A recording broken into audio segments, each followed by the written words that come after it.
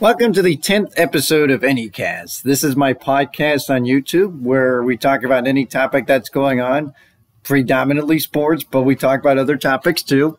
Although lately there's been a lot more sports to talk about, and that's a good thing because we need a diversion to get us away from the pandemic. And so there's a lot that's been going on in the last couple of weeks. I know many have heard about the Astros-A's brouhaha, and that's where I'm going to start. This happened not this last weekend, but the weekend before. Apparently, Oakland players kept getting beamed by pitches. One of them just took it over the top and decided to get into a brouhaha of sorts with the Astros coach.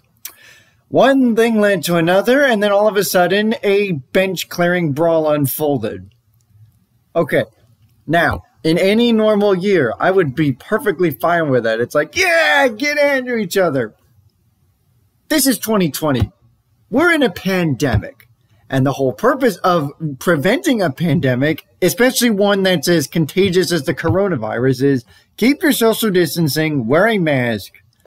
And quite frankly, there was none of that in that brawl. You did not see any player wearing a mask. There was no social distance whatsoever. It's like they didn't care we're in a pandemic. And that baffles me because we've already had not one, but two teams have to miss a bunch of games because of outbreaks involving their clubs. We had the Marlins, who have since come back and are actually playing well, mind you. This has actually been one of the surprises. We'll get to that in a minute. And then the Cardinals were the latest ones to get hit with this. They had not played since my beloved Twins swept them in a two-game set at Target Field, July 29th. They just got back playing yesterday when they swept a doubleheader from the White Sox. They've been going that long, almost a month, half a month, without playing a game because their outbreak got a little bit out of control to the point where players and staffers just, they tested positive. And I mean, it's definitely unfortunate. I am happy to see that the Cardinals are playing. I feel bad that they're now going to have to play all these double headers in order to make up for all those games that they lost.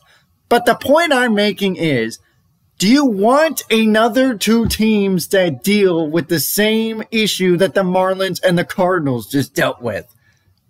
I mean, Manfred made it perfectly clear. If the players don't get this thing under control, he's going to shut the season down. Now, I'm not sure if he's going to really go by his word or if he's just calling a bluff or something. But the bottom line is he sent a loud and clear message. The players need to do a better job in handling the pandemic. Getting involved in an altercation in a brawl because you got hit by a pitch does not help your cause. You need to be smarter than that. It's just like with us regular human beings, regular civilized people. We need to be better. We need to wear a mask, keep our social distancing, wear our hands. How hard is it to do this stuff, people? I preach this every week, it seems like, on this podcast because the message just doesn't seem to be getting through. So again, I stress this. Wear a mask. Don't let those 150-some thousand people who died be for nothing. You can make a difference. You can. Let's put our minds into it and focus on that. Now, let's get off that topic because it's way too negative, and I want to talk about a bunch of sports that are going on. So let's focus on baseball. I mentioned my Twins. They continue to do well. That's not a surprise. Yankees dominating the East, not that much of a surprise. There are some surprises, though, particularly the Marlins. As I mentioned before, they've been on a tear since they've come back from the pandemic or the outbreak that they had. They are winning the NL East. That's right. The Miami Marlins, a perennial doormat, not just in their division, but in baseball as a whole, is winning their division. Where did that come from? This team can't do anything. Their only two postseason appearances resulted in their only two World Series titles. And I apologize to Christopher Mad Dog Russo because he's a beloved Giants fan and his Giants suffered at the hands of the Marlins both those times. But for crying out loud, I understand what he's going through. What is up with the Marlins? How could they be doing so well? I tell you what, if they wind up winning this division, if they somehow, through all of this, make the playoffs, I'm giving Don Mattingly the NL Manager of the Year. Without a doubt, he's done a whale of a job with that team and getting him in a position where they can win when nobody gave him a chance. Of course, it helps that we're in a year where it's a shortened season and everybody has a really good chance to do well. Case in point, the AL Central. Now, everybody thought that the Twins and the Indians were going to be the front two teams in the division. And so far, that's come to fruition.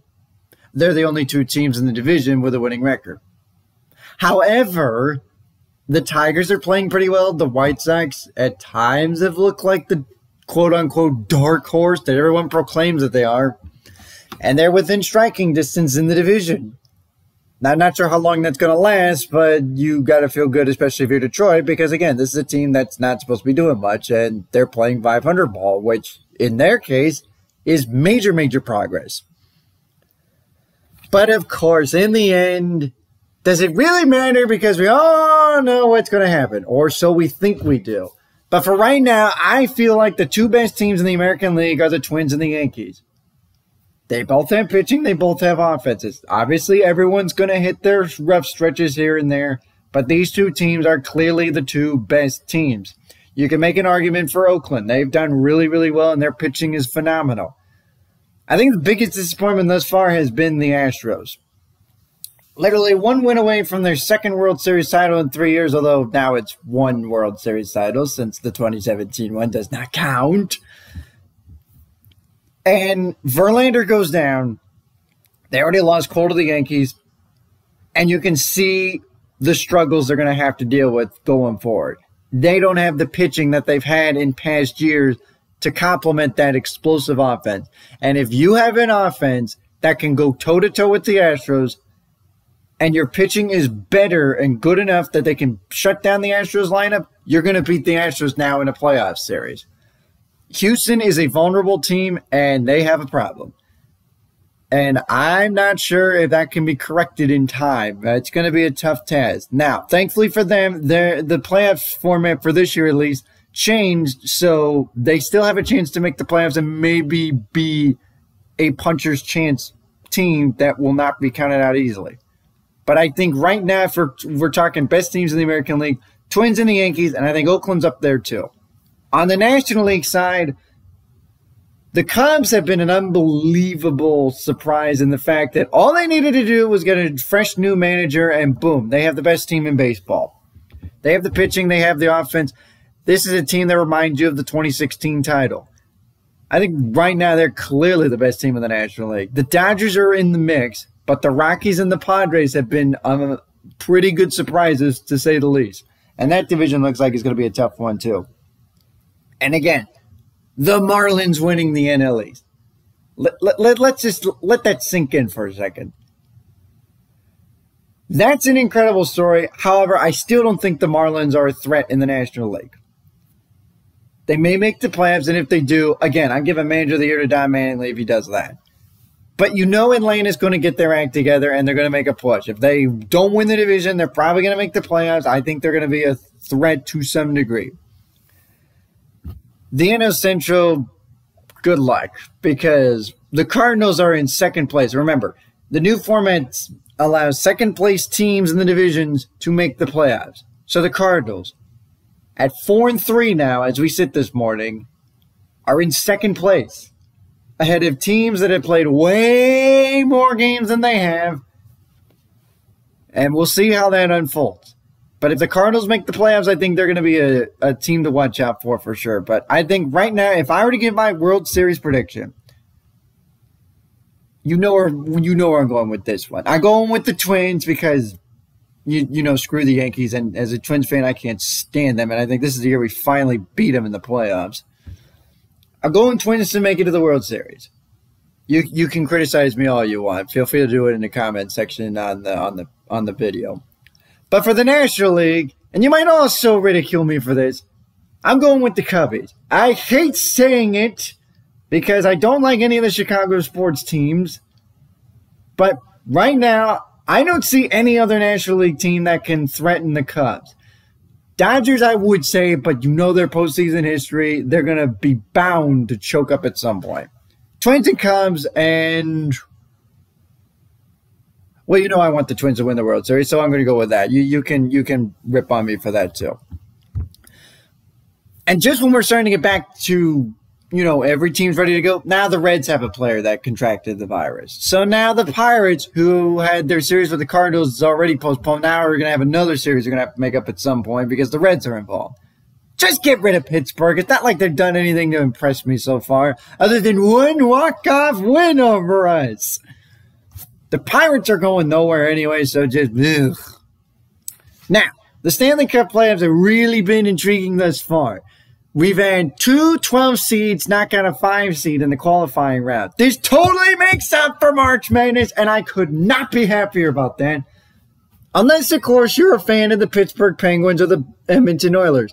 Those are the 2 5 seeds that got ousted by the Montreal Canadiens, who literally were going to go nowhere before the pandemic hit, knocked off Sid the Kid, Evgeny Malkin, and the Penguins.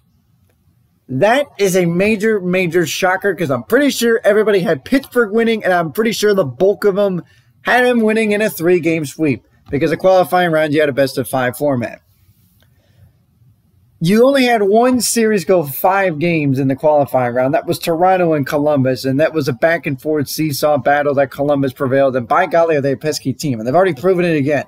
They've already beaten the Lightning once again, but Tampa's been able to take 2 of the first 3, including a 5-overtime thriller in Game 1, which actually forced a hockey game to get postponed.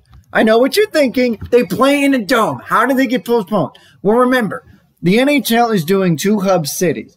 All the playoff games are in one arena in each conference. So if one game, in this case, goes a million overtimes, it pushes the other games back. And a lot of people are griping about that. And I can understand from their perspective that, oh, well, now you're going to cause these other games to get postponed. Now there's a kink in the armor for the bubble. Now your schedule's screwed up. And I can relate to that. I mean, I can understand that. But at the same time, doesn't that defeat the drama then? If you eliminate this sudden death overtime, that's what makes the Stanley Cup playoffs and the Stanley Cup one of the hardest titles to win. You got to go overtime after overtime to win these games and pour your heart out for this effort. So that, I mean, and Linda Cohn is defending the playoff format, and I can relate to her. I'm kind of neutral. I mean, I like the overtime format, but at the same time, you got to think, in the case of this year, don't you think that kind of implements the schedule? Because now you're going to have teams playing on back-to-back days, which again makes sense for the bubble because it's not like you're traveling all over the place. You're just going to the same arena. Now, sticking with the Eastern Conference, the Bruins were flat in the round robin. Now, that's the other portion of the qualifying round. For those of you FIFA World Cup fans, you can kind of relate to the system, to the way they determine the standings. And in fact, they did the same thing with the group stage of the MLS's back tournament. Basically, the top 4 teams in points in each conference duke it out against each other, so they all play 3 games against each other. Whoever has the most points gets the top seed. 2nd seed, 3rd seed, 4th seed. That helps determine the playoff matchups. The Bruins look pretty darn flat. And then they lost Tuukka Rask, who opted out because he wants to be with his family. Now, I know there's a lot of people that are complaining about, oh, why would you do that? Remember, people, that we're in 2020 and this is a pandemic. Tuukka Rask is concerned about his family. He wants to be with his family. He knows his family is important. And I respect him for what he did. Because it is a difficult decision to do. Having to abandon your team in the middle of a playoff run to be with your family in the middle of a pandemic. Which is why I think this year's Stanley Cup is going to be the hardest turn. That's why I think this year's NBA title is going to be the hardest turn.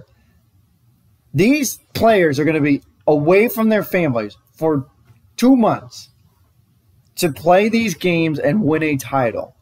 It'll be the hardest title because of a psychological standpoint. You have to be worried about that and your family and what's going on and put that aside to focus on the task at hand. And it takes a total team effort to do it. But I totally respect Tuukka's decision. And quite frankly, I don't think that's going to impact the Bruins. In fact, so far they've won 2 of the first 3 games from the Canes in their first round matchup, so at least they're starting to come around. unlike the team that beat him in the Cup finals last year. My beloved Blues are struggling. They did not win a game either in the bubble, or in the qualifying round robin, but at least they got a point. And then they have, against the Vancouver Canucks, for 2 games they have struggled to recapture their championship glory. But I am not giving up on this team yet. Remember, the Blues were in dead last in January last year, and look where they wound up. They won the Cup. So if they can deal with that, they can overcome a 2-0 deficit against a young Vancouver team and push on to the next round. I hope so, because I am not going to lose my title to the Vancouver Canucks. Their time will come maybe, but not this year. Not when my team is defending their title. So there's that. And then as we move on to the NBA again, how about the Phoenix Suns? They finished undefeated in the bubble, but didn't even get to play that playing game for the 8th seed. I mean, how does that work out? You're the only undefeated team in the bubble, and you don't even get to play the playing game. I mean, what kind of a reward is that? I mean, that's terrible for Phoenix. And I know people are going to argue that, well, they shouldn't have gotten off to the start that they got to prior to the pandemic, and they wouldn't have been in this predicament. But you still got to feel for the Suns. I mean, you put them in there, they win all their games, and they don't even get to play in the playing game. I mean, that's terrible. Don't they get some kind of merit badge or something for finishing undefeated in the bubble? They're going to be the only team that finishes undefeated in the bubble, and they get nothing for it. But at least we have our NBA playoff matchup set. The Bucks have been meh. The Lakers have been meh. I think this is going to be a really interesting playoffs because prior to the pandemic, I think everyone concluded it's going to be Bucks and Lakers. And that may still happen, but I don't think it's as a lock as it was prior to the pandemic. I think everyone's going to pour out their effort. Just ask Damian Lillard of the Blazers. You know it's staying time when he's going off and scoring 61 points in a vital game that the Blazers need to have in order to survive.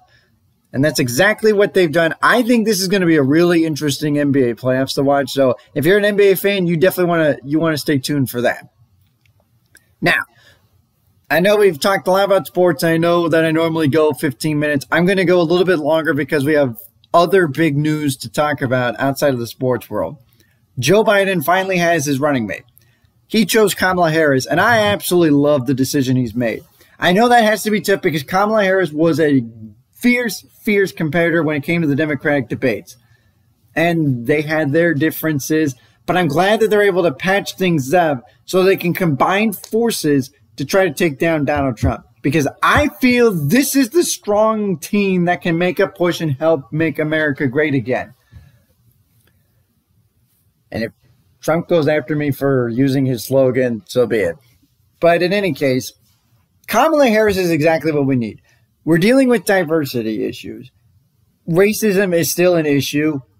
Inequality is still an issue. And Kamala Harris will send months because this is starting to turn out to be a nice little chance to get my opinions and allow you, the viewers, to comment on YouTube about your thoughts about what's going on right now. So feel free to do so. And thanks again for watching, and I'll see you again soon. Take care.